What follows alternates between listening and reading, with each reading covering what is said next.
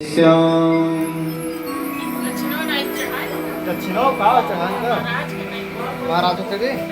अगर श्याम सुंदर का सहारा न होता, सहारा न होता तो दुनिया में कोई हमारा न होता।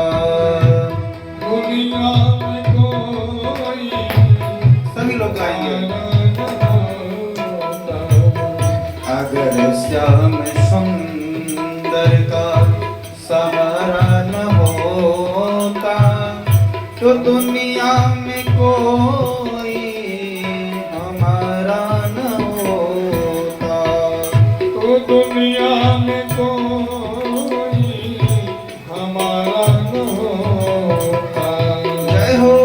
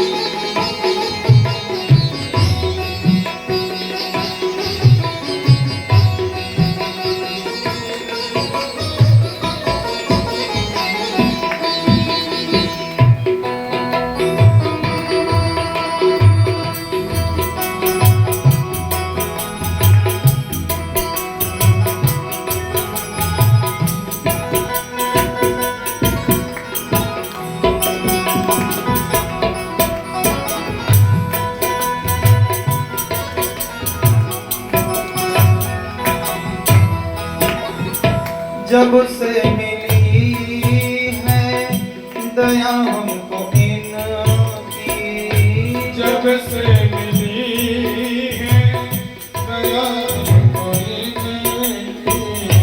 जब से मिली है दया हमको इनकी, सबको मिली है दया हमको इनकी।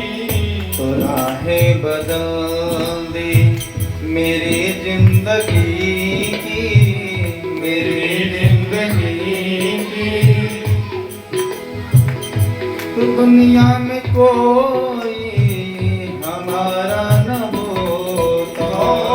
तो दुनिया में कोई हमारा न होता।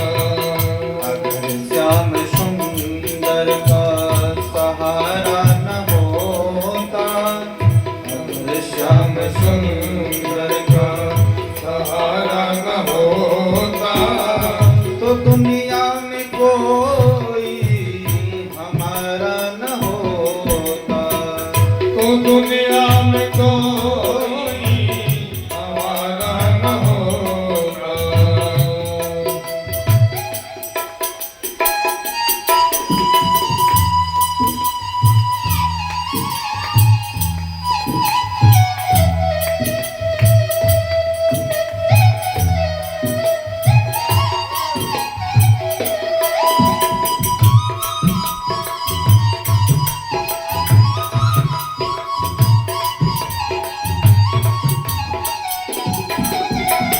हो।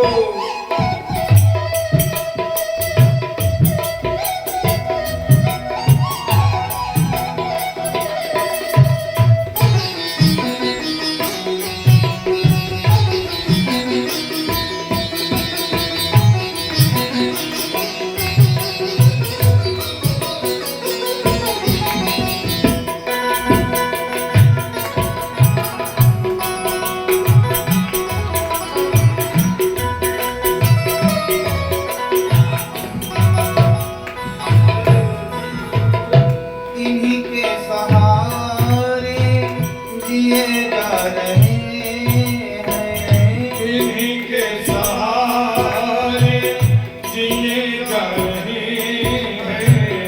नाम का अमृत पिए जा रहे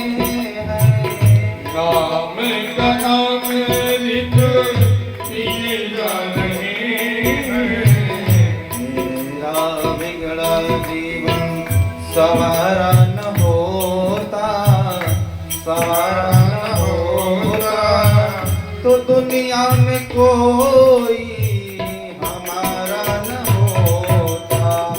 तो दुनिया में कोई हमारा न होता। तो दुनिया में कोई हमारा न होता। तो दुनिया में कोई हमारा न होता। हो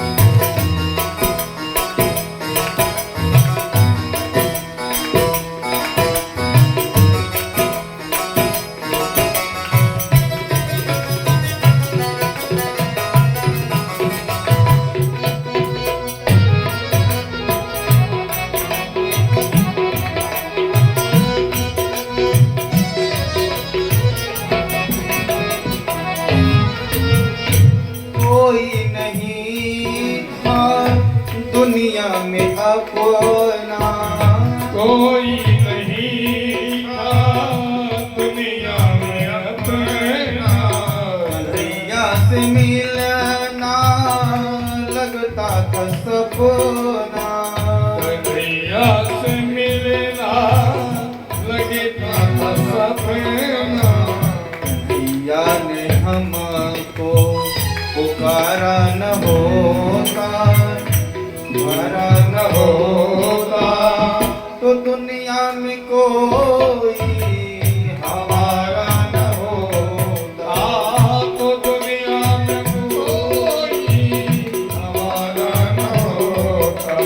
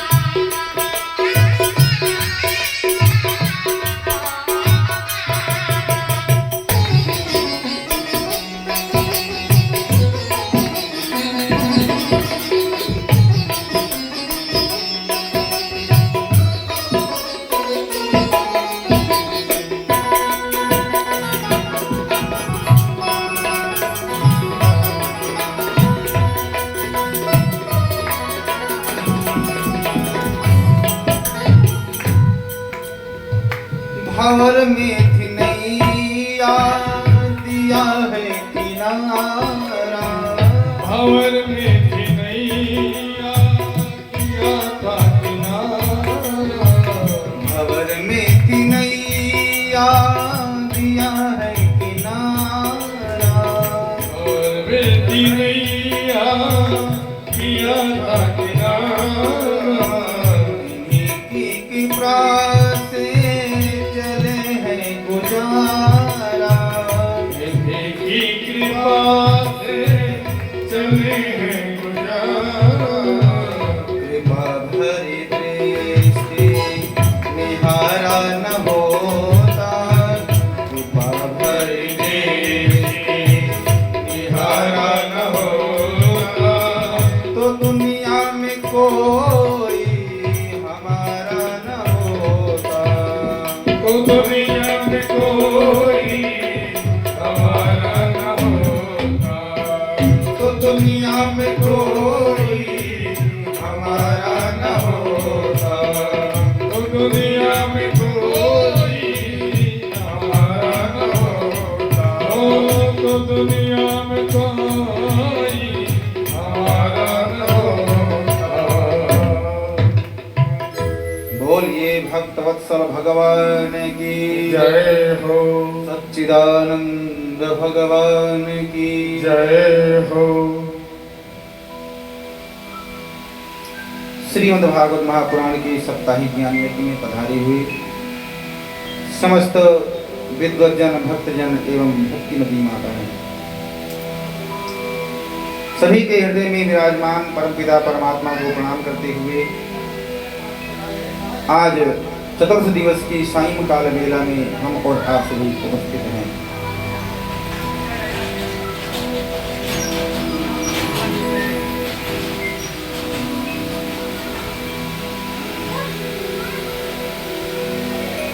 तो आइए, विगत 4 दिनों से हम और आप सभी भगवान की मंगलमयी कथा को श्रवण कर रहे हैं।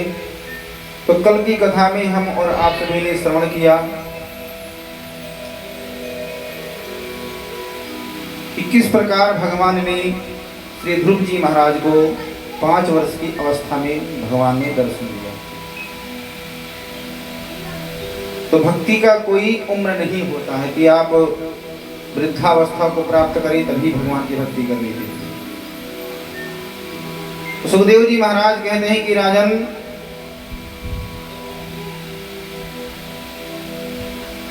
कल की कथा में श्री ध्रुव जी महाराज भगवान को प्राप्त की और उन्हीं के वंश में एक उत्कल नाम के महाराजा हुए और उन्हीं के वंश में आगे चल करके एक अंग नाम के राजा हुए।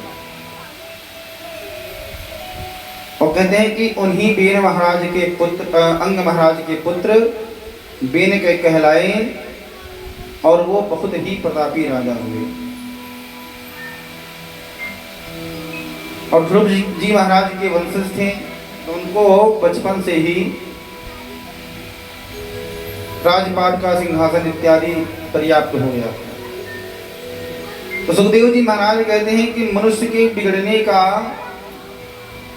4 ही साधन होते हैं। अगर मनुष्य को 4 चीजें प्राप्त हो जाएं, तो अधिकतर व्यक्ति जो है वो बिगड़ जाते हैं। तो कहते हैं कि सबसे प्रथम कहते हैं कि व्यक्ति को अगर बड़ा पद मिल जाए तो वह व्यक्ति बिगड़ सकता है। और कहते हैं कि ज्यादा धन मिल जाए तब भी बिगड़ सकता है। और कहते हैं कि ज्यादा स्वरूपवान अगर भगवान किसी को बना दे और तब भी बिगड़ सकता है। और चौथा है यौवन। तो कहते हैं कि जो बेन महाराज हैं, इन्हें चारों सुविधा उपलब्ध है और इन्होंने क्या किया, पूरी राज्य में अपने आप को स्वयं ही भगवान घोषित करवा दिया। कहा कि हमारे राज्य में आज के बाद में किसी भी देवी देवता की पूजा इत्यादि नहीं होगी। मैं ही इस पूरे राज्य का भगवान हूं और मेरी ही पूजा होनी चाहिए। और वह बेन क्या करने लगा, यदा देवेषु वेदेषु गोषु विप्रेषु साधुषु धर्मे मयि च विद्वेष सवासु विनश्यति। और बेन क्या करने लगा, बोले गाय माता पर, वेदों पर और ब्राह्मणों पर और साधुओं पर बड़ा अत्याचार करने लगा।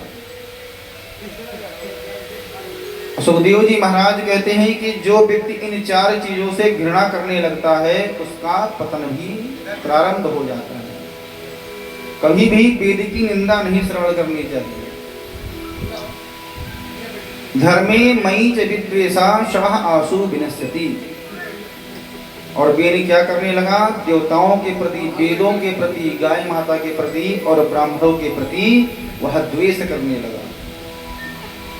और सुखदेव जी महाराज कहते हैं कि इस संपूर्ण पृथ्वी का जो स्तंभ है वो 4 चीजें हैं। अगर वह 4 चीज इस पृथ्वी से समाप्त हो जाए तो यह धरती भी नहीं टिकेगी। सुखदेव जी महाराज कहते हैं कि सबसे प्रथम इस धरती पर जिस दिन पतिव्रता नारी समाप्त हो जाएंगी उस दिन यह धरती भी नहीं बचेगी। दूसरा कहते हैं इस पृथ्वी पर अगर त्रिकाल संध्या करने वाले ब्राह्मण नहीं रहेंगे तो उस दिन यह जो धरती है वह समाप्त हो जाएगी। और तीसरा कहते हैं जब तक साधु संत सन्यासी जो हैं वो भगवान की उपासना कर रहे हैं, जिस दिन यह उपासना बंद हो जाएगी उस दिन भी यह धरती समाप्त हो जाएगी। तो सुखदेव जी महाराज कहते हैं कि यह जो पेन है इन 4 चीजों से बड़ा द्वेष करने लगता है, संतों का अपमान करने लगता है। जहां भी संत महंत इत्यादि यज्ञ अनुष्ठान इत्यादि करते वहां पर वह पहुंचकर अपने नाम की आहुति उस यज्ञ में डलवाने लगता। ओम बेनाय स्वाहा, वह अपने नाम की आहुति देना प्रारंभ कर देता। सभी साधु संतों ने मन में विचार किया यह जो बेन है यह बहुत ही दुष्ट निकल गया। इन्हीं के वंश में महाराज ध्रुव जी महाराज थे जिन्होंने अपने 5 वर्ष की अवस्था में भगवान को प्रसन्न करके उनकी कृपा को प्राप्त कर लिया। भगवान को साक्षात धराधाम पर प्रकट करवा लिया और इन्हीं के वंश में ये बेन है जो इतने बड़े दुष्ट निकल गए। तो सुखदेव जी महाराज कहते हैं कि एक बार सभी संतों ने मन में विचार किया कि इस बेन को अवश्य ही मृत्यु दंड देना चाहिए। और सभी साधु संतों ने एक साथ में बेन के सामने हुंकार भरी और बेन का प्राणांत हो गया। बोलिए भक्तवत्सल भगवान की जय। तो सुखदेव जी महाराज कहते हैं कि जब बेन का प्राणांत हो गया तो अब राजा कौन बने, क्योंकि बेन के वंश में कोई था ही नहीं। तो सभी साधु संत मन में विचार करने लगे कि अब राजा किसे बनाया जाए। सभी ने विचार किया कि महाराज बेन के शरीर से ही उत्पन्न हुए बालक को राजा बनाया जाए।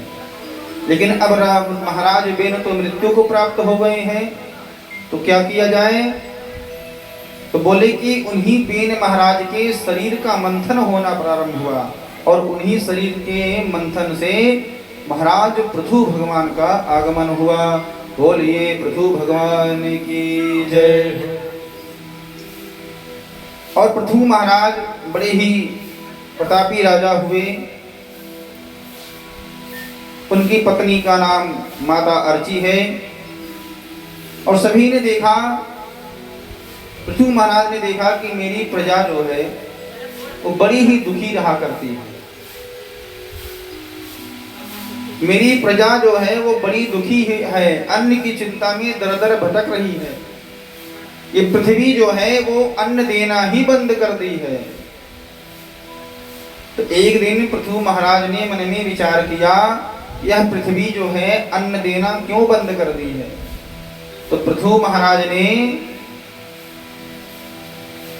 अपने अस्त्र को निकाल करके पृथ्वी माता को ही मारने के लिए दौड़ा लेते हैं। पृथ्वी माता एक गाय का रूप धारण करके श्री पृथु जी महाराज से कहती हैं कि महाराज श्री, आप चाहते हैं कि पृथ्वी से अन्न प्रकट हो, लेकिन आपकी जो प्रजा है वो बड़ी ही आलसी प्रजा हो गई है। बिना कर्म की वो फल भोगना चाहती हैं, तो ये कैसे हो सकता है।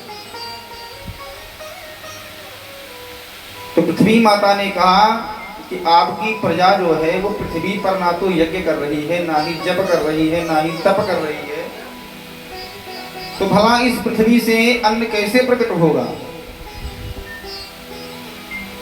तो पृथु जी महाराज कहते हैं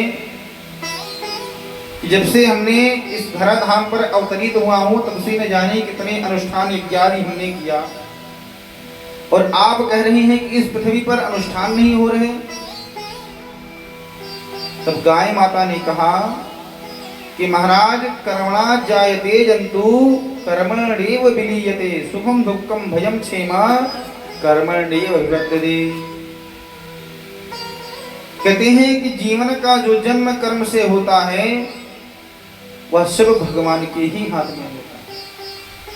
और यह जो पृथ्वी है, जब तक इस पृथ्वी पर धार्मिक अनुष्ठान इत्यादि चलते रहेंगे तभी तक यह पृथ्वी अन्न इत्यादि देती रहेंगी। जिस दिन इस पृथ्वी पर धार्मिक अनुष्ठान यज्ञ कथा इत्यादि बंद हो जाएगा उस दिन पृथ्वी माता भी अन्न देना बंद कर देंगी। और वही हुआ।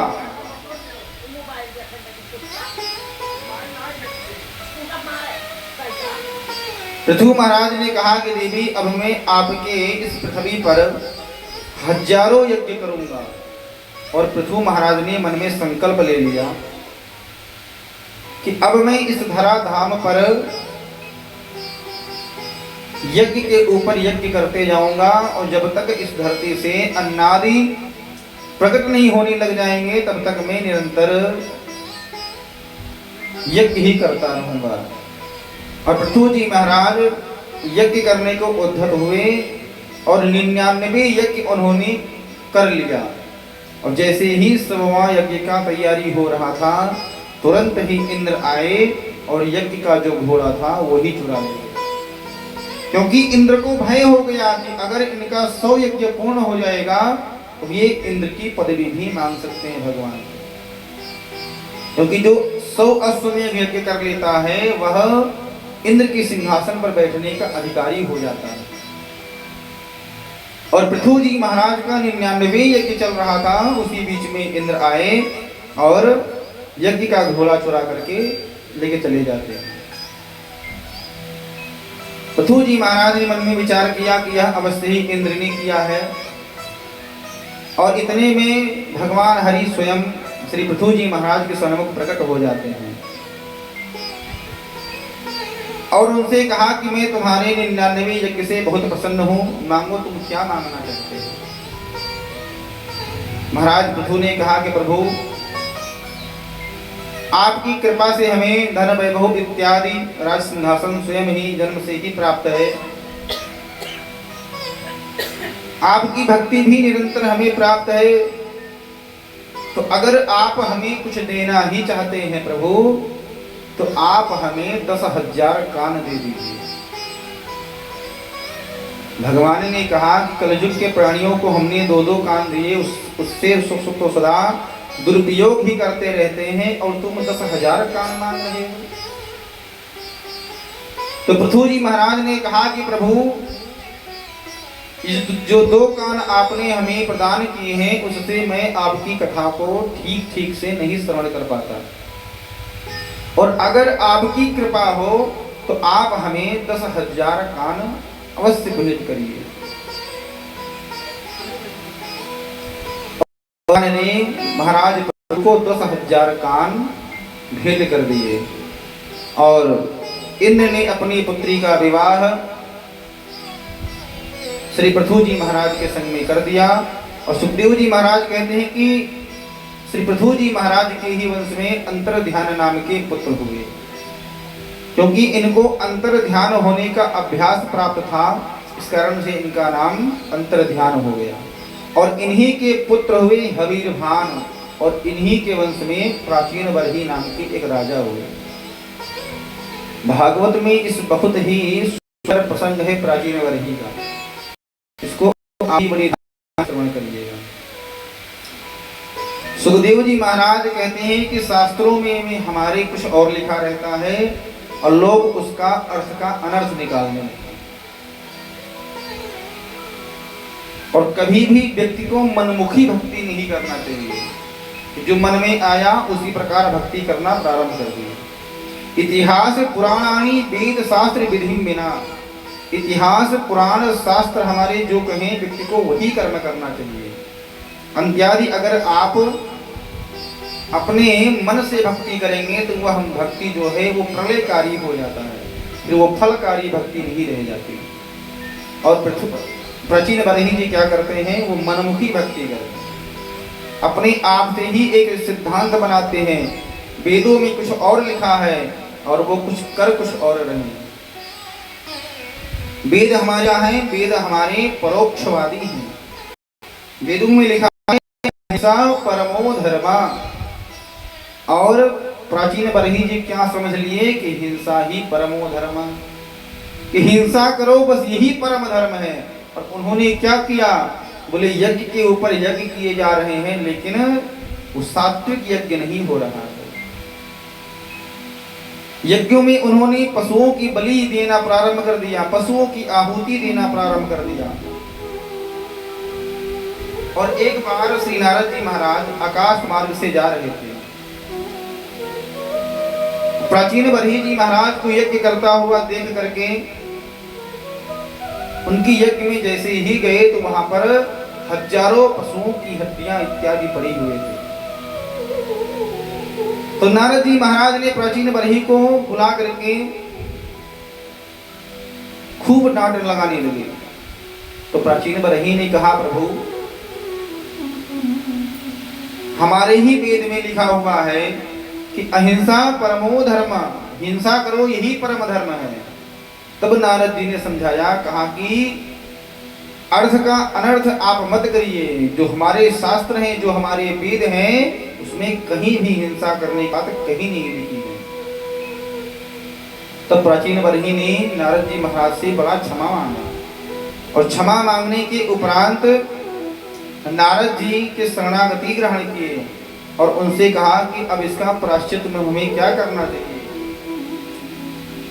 तब नारद जी ने कहा, आप भगवान श्री कृष्ण के चरण शरण को ग्रहण करें और सात्विक हवन प्रारंभ करें, यही आपका प्रायश्चित है। तो कभी भी किसी भी परिस्थिति में व्यक्ति को हिंसा नहीं करनी चाहिए, क्योंकि हिंसा व्यक्ति को कभी नहीं करना चाहिए। जिस व्यक्ति को आप जोड़ नहीं सकते, जिस व्यक्ति को आप जीवित नहीं कर सकते, उस व्यक्ति को मारने का अधिकार भी आपको नहीं प्राप्त है। इस कारण से सुखदेव जी महाराज कहते हैं कि इस प्रकार श्री प्राचीन बरही को श्री नारद जी महाराज ने खूब सुंदर उपदेश दिया। अब आगे की कथा में प्रियव्रत की कथा श्री भगवान सुखदेव राजा परीक्षित को श्रवण कराते हैं। परीक्षित जी महाराज प्रश्न करते हैं कि गुरुदेव, कल की कथा में आपने उत्तानपाद की कथा को श्रवण कराया और उन्हीं के भाई जो प्रियव्रत हैं उनकी कथा को आपने श्रवण नहीं कराया था। तब जाकर के श्री सुखदेव जी महाराज कहते हैं कि परीक्षित,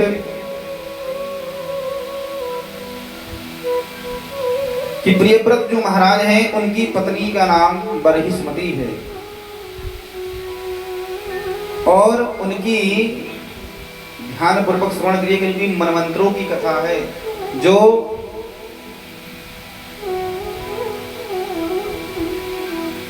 भारत के जो 7 खंड हैं, जम्मू द्वीप इत्यादि, उन सभी द्वीपों का उत्पत्ति कैसे हुआ, इन सभी की कथा इसमें बताई गई है। तो सुखदेव जी महाराज कहते हैं कि जो प्रियव्रत महाराज हैं उनका विवाह विश्वकर्मा की पुत्री जो है बरहिस्मती उनके संग में हुआ है। और कहते हैं कि इनके 10 पुत्र हुए और प्रियव्रत महाराज की जो दूसरी पत्नी है उनसे 3 पुत्र हुए। सबसे प्रथम उत्तम, तामस और रेवत, ये सभी अपने अपने मनवंतरों के अधिपति हुए। और सुखदेव जी महाराज कहते हैं कि महाराज प्रियव्रत अपने पुत्रों को राजपाट दे करके वन में चले जाते हैं और पिता के वन जाने पर श्री आग्नेय जी महाराज ब्रह्मा जी की तपस्या करने लगते हैं। प्रियव्रत जी महाराज इतने बड़े प्रतापी राजा थे कि इन्होंने काल के चक्र को ही रोक दिया था। कहते एक बार से प्रियव्रत जी महाराज मन में विचार करते हैं कि दिन होता है, लोग परिश्रम करते हैं, लेकिन ये रात्रि क्यों होती है। प्रियव्रत जी महाराज मन में विचार करते हैं कि इस रात्रि को हमें रोक देना चाहिए, रात्रि हो ही ना, सिर्फ दिन ही दिन रहे। तो प्रियव्रत जी महाराज क्या किए, 7 दिनों तक रात्रि होने ही नहीं दिया। और तब जाकर के काल ने आकर के श्री प्रियव्रत जी महाराज को कहा कि आप सृष्टि का जो कार्य है उसमें विघ्न क्यों डाल रहे हैं। कहते हैं कि जो परिश्रमी व्यक्ति होते हैं वो दिन भर मेहनत करते हैं और रात्रि काल में वो विश्राम करते हैं, और जो तपस्वी हैं, मुनि हैं, भगवान के भक्त हैं, वो रात्रि काल में भगवान की उपासना करते हैं। और आप रात्रि को अवश्य होने दीजिए। यह जो आपने काल चक्र में विघ्न डाला है, इस काल चक्र को आप वापस लीजिए। और इस प्रकार जब काल ने प्रार्थना किया तो श्री प्रियव्रत जी महाराज ने पुनः सृष्टि को उसी प्रकार से संचालित किया। तो कहते हैं कि अपने अपने पुत्रों को यह राजपाट इत्यादि दे करके वन में चले गए, भगवान ब्रह्मा देव की समाधि में लीन हो गए।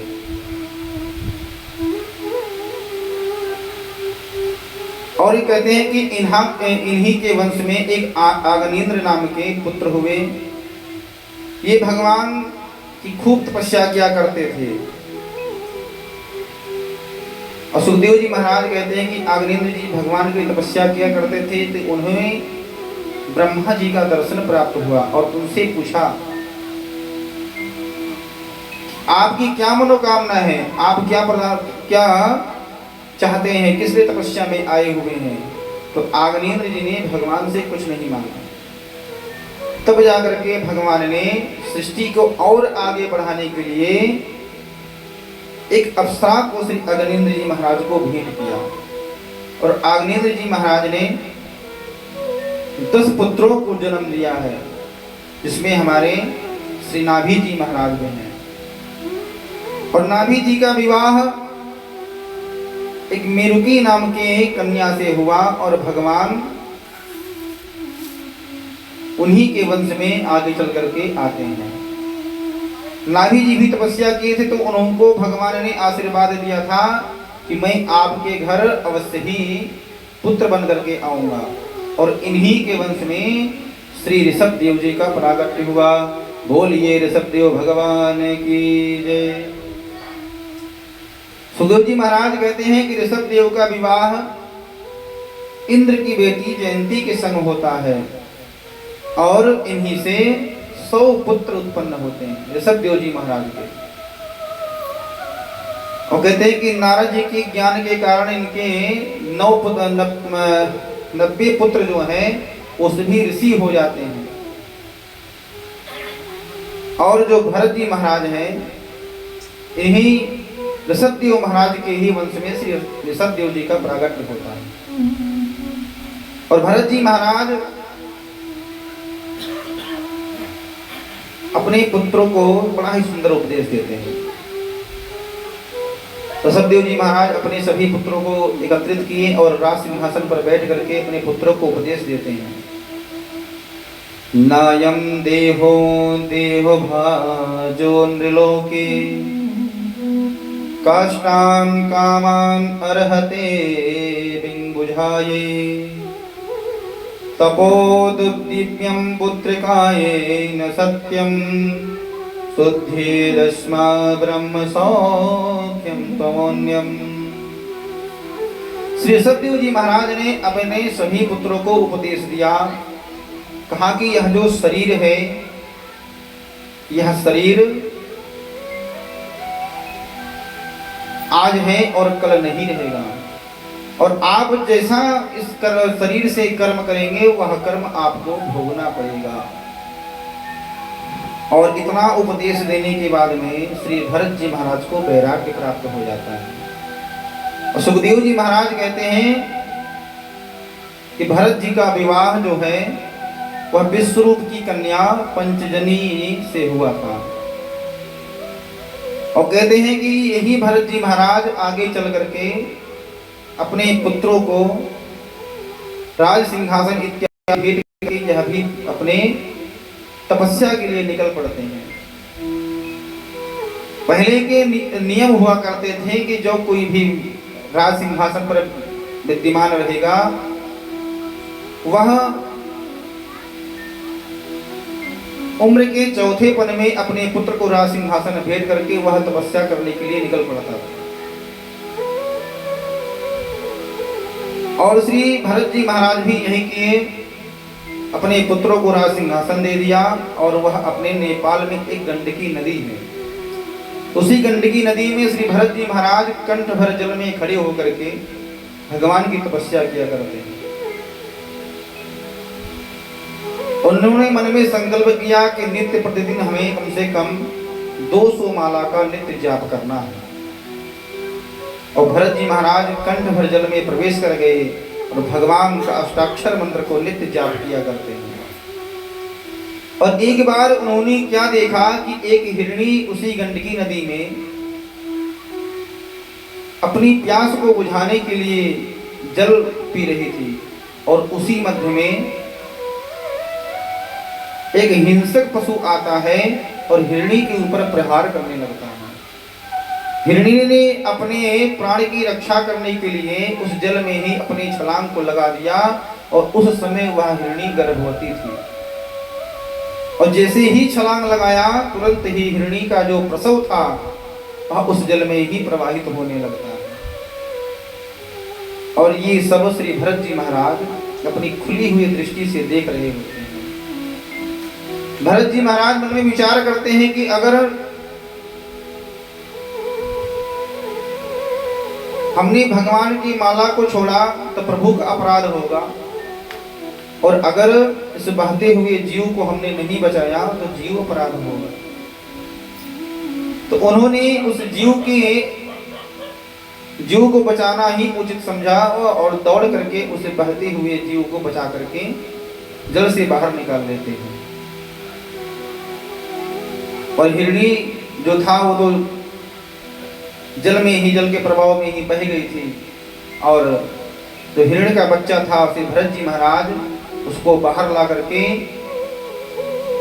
उसकी सेवा करते थे, नित्य उसको स्नान ध्यान इत्यादि कराते थे। और भरत जी महाराज आए तो थे वन में जंगल करने के लिए, लेकिन उस हिरण के प्रेम में इतना मग्न हो गए कि जो नित्य 200 माला जप करने का संकल्प लिया था वह संकल्प भी उनका धरा का धरा रह गया। एक भी माला नित्य वो जप नहीं किया करते थे, वो सिर्फ वो हिरण के ही प्रेम में पागल रहते थे। एक बार क्या हुआ, उस कुछ हिरण का समूह आया और जो भरत जी महाराज उस हिरण को राखे थे उस वह अपने समूह को देख करके उसी समूह में एकत्रित हो गया और श्री भरत जी महाराज को छोड़ करके वह अपने झुंड में जलाया। भरत जी महाराज मन में विचार करते हैं कि बचपन से लेके आज तक हमने इसकी नित्य सेवा किया और आज यह अपने समूह को देख करके अपने समूह के मध्य में साथ ही चला गया। और भरत जी महाराज उसी के याद में निरंतर डूबे रहते हैं और कहते हैं कि जब मरते वक्त जिसका आप ध्यान करेंगे वही योनि आपको प्राप्त हो जाएगी। अगर आप भगवान की याद में अपने प्राण को त्यागेंगे तो साक्षात भगवान का स्वरूप ही आपको प्राप्त हो जाएगा। तो भरत जी महाराज ने क्या किया, बोले जब भरत जी महाराज का अंत समय आया तो भरत जी महाराज उस हिरण की ही याद में थे और अगले जन्म में उन्हें हिरण बनकर के ही आना पड़ा। और अगले जन्म में जब हिरण बनकर के आए तो उनको अपने पूर्व जन्म का जो वृत्तांत था वह सब कुछ पता था कि अगले जन्म में मैं एक राजा था और नेपाल की गंडकी नदी में मैं तपस्या करने के लिए गया। वहां पर एक हिरण के प्रेम में फंसकर मुझे हिरण की योनि प्राप्त हुई। तो सुखदेव जी महाराज कहते हैं कि परीक्षित जी महाराज मन में विचार करते हैं कि भला हमको मानव जीवन प्राप्त था और हमने ऐसे व्यथा ही इसे गंवा दिया। अगर हमने भगवान का भजन किया होता, चिंतन किया होता तो आज हमें भी मोक्ष पद की प्राप्ति हो गई होती। और हिरण्य की योनि में श्री भरत जी महाराज मन में विचार करते हैं कि किसी प्रकार अब पुनः प्रभु हमें मनुष्य का शरीर प्राप्त करा दें। और भरत जी महाराज मन में विचार कर ही रहे थे कि एक बार जंगल में आग लग जाती है और सभी जीव तो अपने प्राणों की रक्षा करने के लिए भाग जाते हैं, लेकिन भरत जी महाराज उस आग से नहीं भागते और अपने प्राणों का ही अंत कर लेते हैं। उस हिरण्य की योनि से वो मुक्त हो गए और तीसरे जन्म में वह एक अंगीरस नाम के ब्राह्मण के घर में उनका जन्म हुआ। एक ब्राह्मण के घर में जन्म हुआ तो श्री भरत जी महाराज मन में विचार करते हैं कि 2 जन्मों में तो हमसे चूक हो गई, लेकिन यह तीसरा जन्म जो भगवान ने हमें मनुष्य की योनि प्राप्त किया है, इसमें तनिक भी धोखा नहीं करना है, इसमें भगवान का ही भजन हमें करना है। और भरत जी महाराज के जो पिताजी हैं वो 8 वर्ष की अवस्था में जनेऊ संस्कार इत्यादि करवाया और श्री भरत जी महाराज को गायत्री मंत्र याद करने के लिए कहा। तो भरत जी महाराज मन में विचार करते हैं कि आज पिताजी हमें गायत्री मंत्र याद करने के लिए कह रहे हैं, और जब मैं गायत्री मंत्र याद कर लूंगा तो कल कहेंगे वेद याद कर लो, परसों कहेंगे भागवत की कथा याद कर लो, और चौथे दिन कहेंगे कि बेटा फलाने गांव में फलाने के यहाँ भगवान सत्यनारायण भगवान की कथा कहनी है, जाओ कथा पाचाओ। तो मैं तो तीसरा जन्म लेकर के आया हूँ भगवान का भजन करने के लिए, और मुझे पुनः फिर उसी कर्मकांड में लगना पड़ जाएगा और मेरी गति नहीं होगी, मुझे मोक्ष नहीं होगा। तो भरत जी महाराज के जो पिताजी हैं उन्होंने बार बार उनको उस गायत्री मंत्र को याद कराने का प्रयत्न किया, लेकिन हर बार भरत जी महाराज नहीं सुनाते। अंत में जब उनके पिता परेशान हो गए तो कहे बेटा कि तुम्हारी जो यह बुद्धि है यह तो जड़ हो गई है, और इस कारण से श्री भरत जी महाराज का नाम जड़ भरत रख दिया। बोलिए जड़ भरत भगवान की जय। तो जड़ भरत जी महाराज अपने मन में मस्त रहते हैं।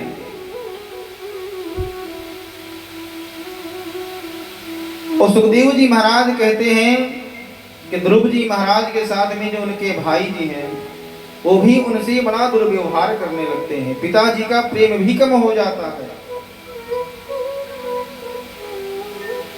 लेकिन फिर भी भरत जी महाराज जो है वो अपने मस्त में मस्त रहते हैं। तुलसी बिरवा बाग की सींचत ही मुरझाए, और राम भरोसे जो रहे सो पर्वत पर हरियाए। भरत जी महाराज को जब भोजन देती थी उनकी भाभी जी तो दूर से फेंक करके देती थी, और उनके जो पिताजी हैं उनका भी प्रेम वात्सल्य कम हो जाता है, तो भरत जी का बड़ा ही अनादर होने लगता है। लेकिन भरत जी महाराज किसके सहारे पर हैं? राम सहारे जो रहे वो पर्वत पर हरियाए। और भरत जी महाराज भगवान के सहारे बैठे हुए हैं, और इसलिए वह पूरे अपने शरीर से हट्टे कट्टे बने हुए हैं। और एक बार क्या हुआ, श्री भरत जी के भाई ने श्री भरत जी महाराज को कहा कि अभी अभी हमने खेत में जाकर के कुछ अन्न को बो दिया है, तुम जाकर के उन चिड़ियों की रखवाली करना कि कहीं चिड़िए हमारे उस अन्न को चुग न ले। तो भरत जी महाराज अपने भाई की आज्ञा का पालन करने के लिए खेत में जाते हैं, और जब खेत पहुंचते हैं तो उन्होंने क्या देखा कि जितनी भी चिड़िया हैं वो सब सारी चिड़िया खेतों में अन्न को चुग रही हैं। और भरत जी महाराज सभी चिड़ियों से कहते हैं कि राम जी का खेत है और राम जी की ही चिड़िया है, इसमें हमारा क्या, तो चिड़िया खा लो भर भर पेट। और भजन में श्री भरत जी महाराज सभी को सारी चिड़िया इनके सामने ही अन्न को चुग रही हैं, लेकिन भरत जी महाराज कुछ नहीं बोल रहे। और इतने में ही उनके भाई साहब आ जाते हैं, और जैसे ही भाई ने देखा कि सारी चिड़ियां जो है वो खेत में लगी हुई हैं, लेकिन भरत जी महाराज कुछ नहीं बोल रहे हैं, तो भाई का क्रोध जो है वो बढ़ जाता है और भाई ने श्री भरत जी महाराज को घर से ही निकाल दिया। भरत जी महाराज को घर से निकाल दिया, कहा कि जाओ तुम किसी भी काम के नहीं हो, तुमसे एक काम कहा गया तुम वो भी नहीं कर सके, तुम अब जाओ, तुम्हारा इस संसार में कोई काम नहीं है। अब भरत जी महाराज स्वतंत्र हो जाते हैं और घर पर भी नहीं गए, पिताजी से भी कुछ नहीं कहा, और भरत जी महाराज अपने मस्ती में रास्ते पर जाते जा रहे हैं, चलते चलते जा रहे हैं। सुखदेव जी महाराज कहते हैं, चाह गई चिंता गई मनवा बेपरवाह, जिसको कुछ ना चाहिए वो ही संसार। भरत जी महाराज का जो परिवार था उससे भी नाता टूट गया, ना तो उनको किसी प्रकार का चाह है न चिंता है, अपने मस्ती में भगवान का भजन करते हुए रास्ते पर जा रहे होते हैं, और रास्ते में एक राजा की सवारी जा रही होती है। जो सिंधु देश का राजा था राहुगण, वह बहुत बड़ा अभिमानी था। वो राजा पालकी में सवार था, 4 कहार उसे कंधा दे रहे होते हैं, और उसी बीच में एक कहार की जो है कुछ तबीयत खराब हो जाती है, और जब चारों कहारों ने चारों ओर देखा तो श्री भरत जी महाराज ही रास्ते में मिल गए, और भरत जी महाराज को कहा ये सिंधु देश के राजा हैं और इनका जो एक कहार है वो बीमार पड़ गया है, तुम इस बीमार कहार के स्थान पर तुम अपने कंधे को दे दो। भरत जी महाराज ना तो अपने पिता से आज तक कुछ बोले थे और ना ही अपने भाई से एक शब्द का उच्चारण भी नहीं किया था, और जब सिंधु देश के राजा ने कहा कि तुम हमारे इन कहारों के स्थान पर कहार बन जाओ, तब पर भी श्री भरत जी महाराज ने कुछ नहीं कहा, चुपचाप उस राजा की पालकी को अपने कंधे पर धारण कर लेते हैं और श्री भरत जी महाराज रास्ते पर जाने लगते हैं। भरत जी महाराज पालकी को अपने कंधे पर धारण कर लिए और रास्ते पर चल रहे हैं, जहां कहीं भी उन्हें चींटी इत्यादि दिखाई पड़ती, तुरंत ही श्री भरत जी महाराज कूद करके उस चींटी की रक्षा करते हैं कि कहीं हमारे पैरों से उस चींटी की मृत्यु न हो जाए। और पालकी के अंदर सवार वह जो राहुगण था, सिंधु देश का राजा था, तो भरत जी महाराज को पालकी के अंदर से ही डांटने लगता है।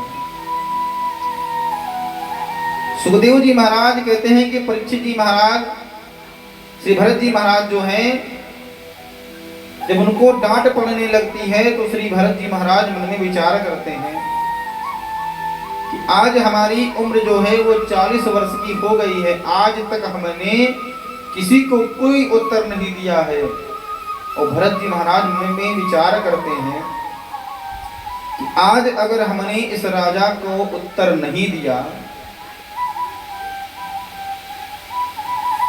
तब तक इसे कोई ज्ञान नहीं प्राप्त होगा, ना ही इसे भगवान की भक्ति प्राप्त होगी। और श्री भरत जी महाराज आज 40 वर्षों के बाद में श्री सिंधु देश के राजा के सम्मुख अपनी वाणी को खोलते हैं। 40 वर्षों के बाद राहुगण डांटता है, कहता है कि इतने हट्टे कट्टे होने के बावजूद तुम्हारी यह जो पालकी तुमसे नहीं ढो रही है, तो उसका उत्तर श्री भरत जी महाराज देते हैं। कहते हैं धोल्यम गारस्यम व्याघ्रया धयश्च श्रितं भयं कालिरिक्षा जरा च निद्रारति मन्युरहं मदासुचो देहेन जातस्य हिमेन शन्ति। श्री भरत जी महाराज कहते हैं कि आप शरीर कह रहे हैं। अरे ये जो शरीर है ये तो शरीर का धर्म ही है घटना और बढ़ना। तो मैं तो शरीर हूं ही नहीं, मैं कौन हूं? श्री भरत जी महाराज कहते हैं कि मैं प्राण नहीं हूं, मैं शरीर भी नहीं हूं और मैं बुद्धि भी नहीं हूं। श्री भरत जी महाराज कहते हैं कि मैं तो चिन्मयी आत्मा हूं और आपने कहा दंड दूंगा।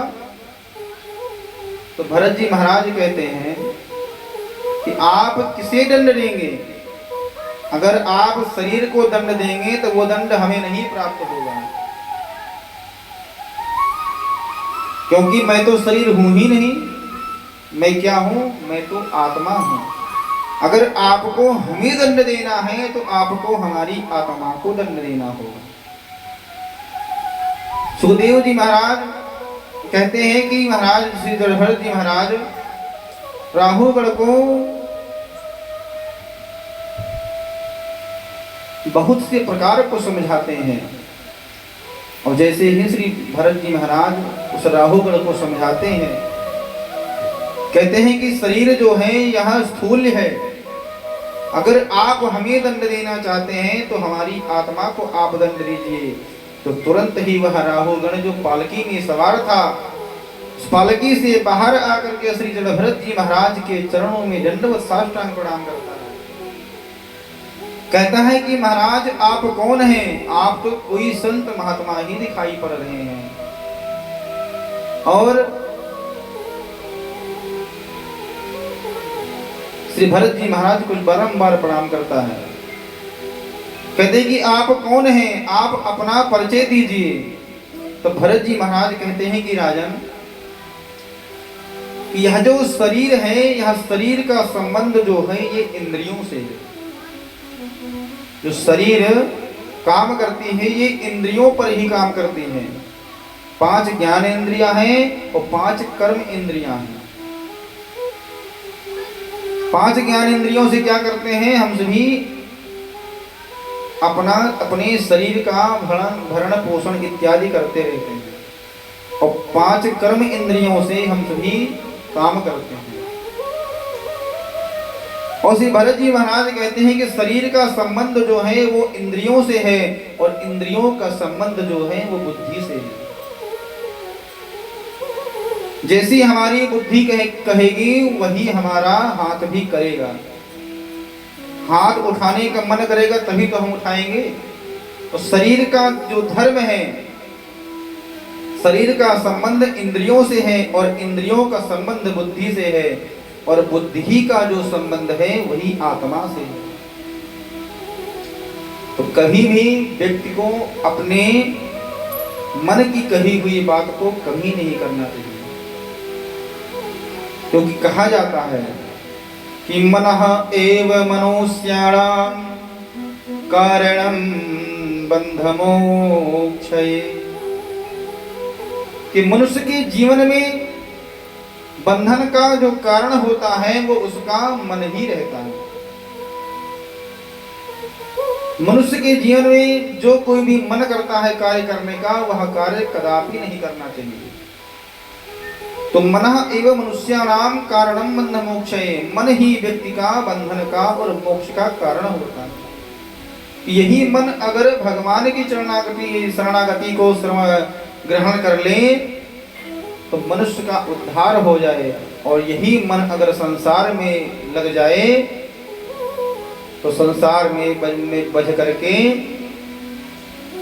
पुनरपि जन्मं पुनरपि मरणं पुनरपि जननी जठरे शयनम, बार बार जन्म होगा, बार बार मृत्यु होगा, और ये जो आवागमन का चक्कर है इससे जीवन पर्यंत कभी छुटकारा नहीं प्राप्त होगा।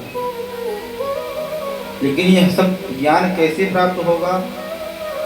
जब तक आप सत्संग में नहीं आएंगे, सत्य के संग को धारण नहीं करेंगे।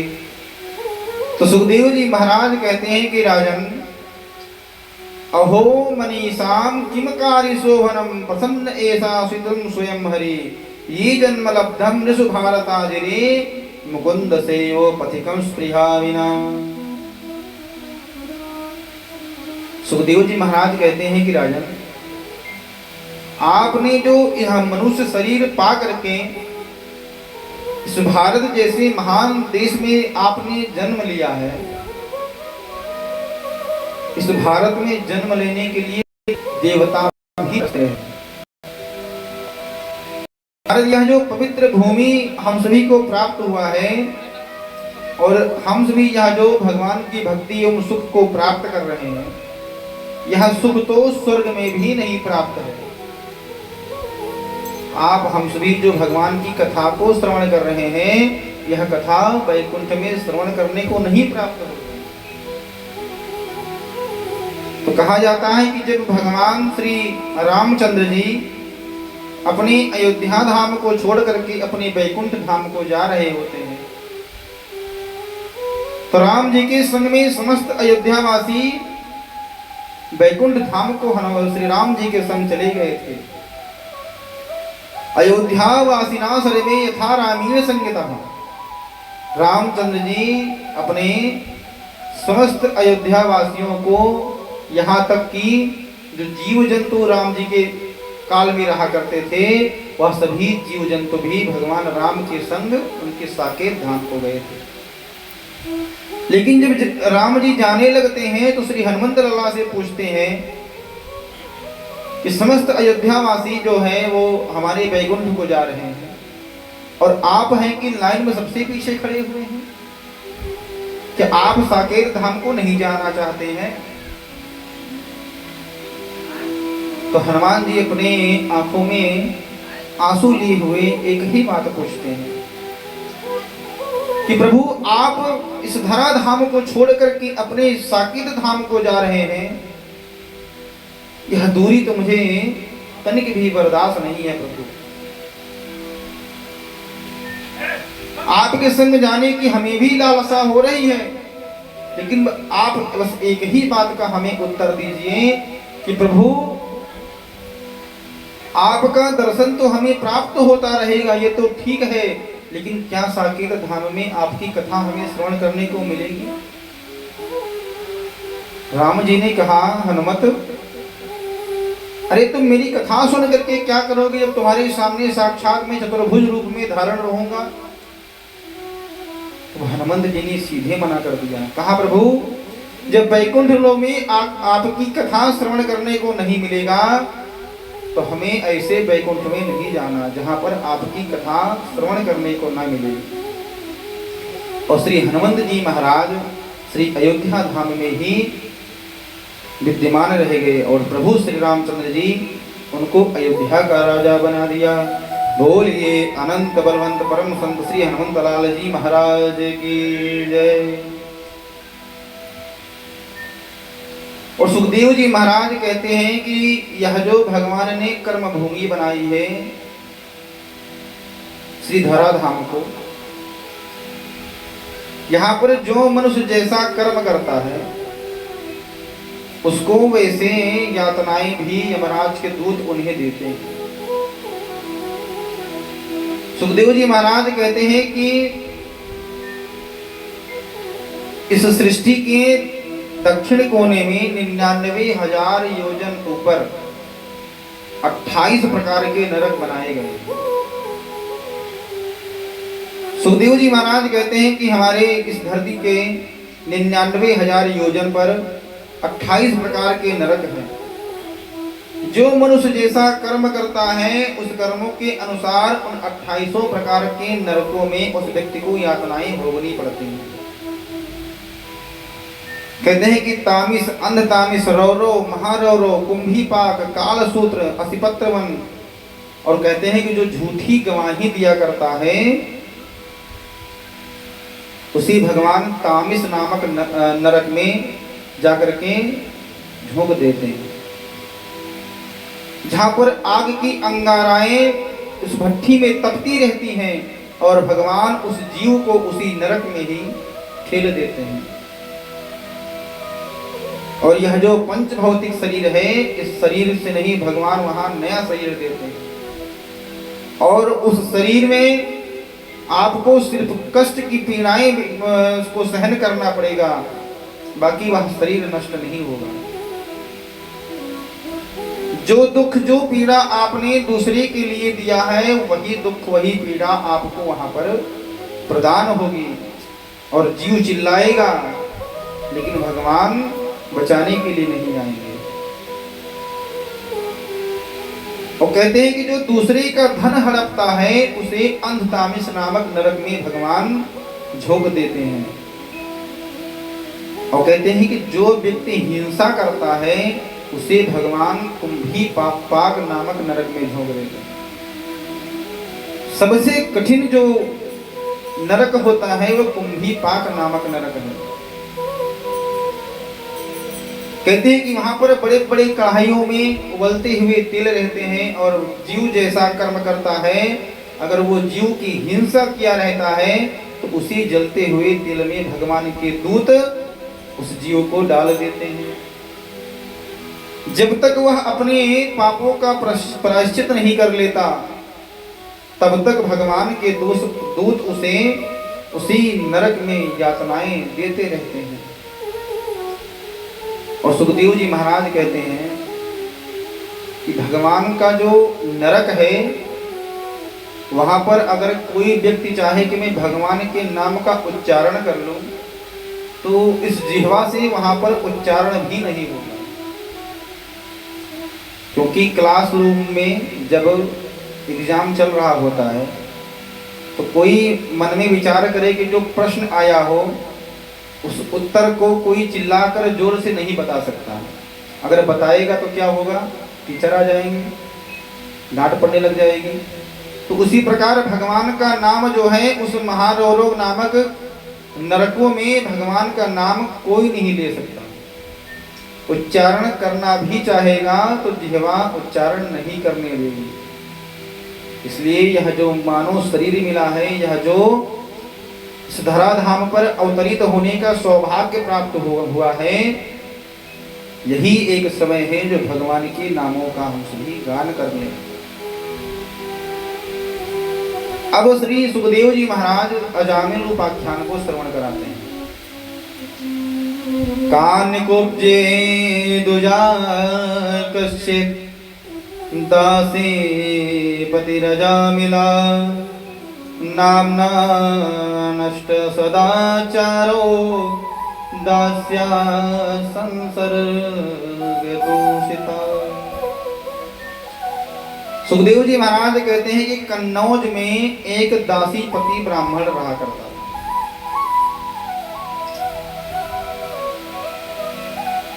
और कहते हैं कि वह